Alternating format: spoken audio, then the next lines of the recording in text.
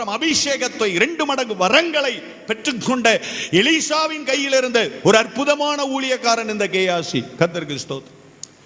இந்த கேயாசியின் ஜீவிதத்தில் ஒரு நாள் உலக தேவை வருகிறது. அவ்வளவு ஏதோ தேவை, நமக்கு தெரியல என்ன தேவைன்னு நமக்கு தெரியல. ஒரு குஷ்டரோகி வருகிறான். எலிசா இவர்கிட்ட சொல்லி அனுப்புறாரு, நீ போ யோர்தான்ல போய் 7 தடவை மூழ்கு அப்படின்னு சொல்றாரு. இவதான் போய் சொல்றா, 7 தடவை மூழ்குப்பா, நீ சுத்தமாவாய். அவன் சுத்தமாயிட்டான். திரும்பி வந்து எலிசாவுக்கிட்ட கேட்கிறாங்க, பாரு நான் உனக்கு இவ்வளவு காணிக்க கொண்டு வந்திருக்கிறேன், வெள்ளி கொண்டு வந்திருக்கிறேன், பொன் கொண்டு வந்திருக்கிறேன், மாற்று வஸ்திரங்கள் கொண்டு வந்திருக்கிறேன். எலிசா சொல்றா, ஒண்ணு வேணாப்பா, என் கண்ணு வெள்ளிக்கு மேலேயோ பொண்ணுக்கு மேலேயோ வஸ்திரத்துக்கு மேலேயோ போச்சுன்னா என் ஓட்டம் முடிஞ்சு போச்சுன்னு அர்த்தம். அவன் வற்புறுத்தினான் அப்படின்னு வேதம் சொல். அவன் வற்புறுத்தினான், இவன் தட்டுதல் செய்தான். திரும்ப திரும்ப தரேன் தரேன்னு சொல்ல, நோ நோ அப்படின்னு சொல்றான். எலிசாவின் கண்கள் அதற்கு மேலே போகாத பொழுது கேயாசியின் கண்கள் அதற்கு மேலே பதிந்து விட்டது.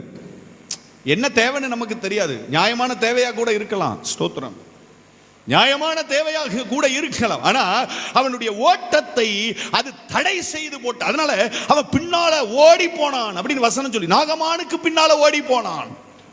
நாகமான்ட்ட போய் கேட்கிறான், 2 பேர் வந்தாங்க, ஐயா எனக்கு சில மாற்று வஸ்திரமும் 1 தாளந்து வெள்ளியும் வேணும். அவன் வற்புறுத்தி 2 தாளந்து வெள்ளியை ஏற்றி அனுப்பின பொழுது எலிசா சொன்னா, ஓடி போனியே, என் மனசு உன்னோடு கூட வரவில்லையா? அதான் அப்போஸ்தலனாகிய பவுல் தீமோத்தேயுவுக்கு எழுதி கொடுத்தார். 1 தீமோத்தேயு 6வது அதிகாரம் 10வது வசனத்துல நம்ம வாசிச்சு பார்த்தோம். எடுத்து வசனத்தை வாசிங்க பார்க்கலாம். 1 தீமோத்தேயு 6வது அதிகாரம் 10வது வசனத்துல, பண ஆசை எல்லா தீமைக்கும் வேறாய் இருக்கிறது. பண ஆசை எல்லா தீமைக்கும் வேறாய் இருக்கிறது.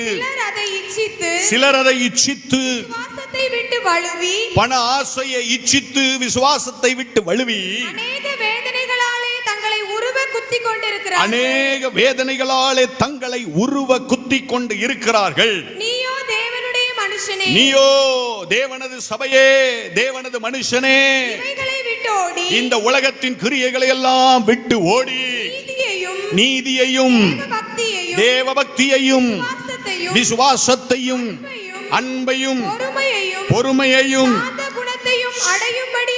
சாந்த குணத்தையும் அடையும்படி நாடு. நீ விசுவாசத்தின் நல்ல போராட்டத்தை போராடு.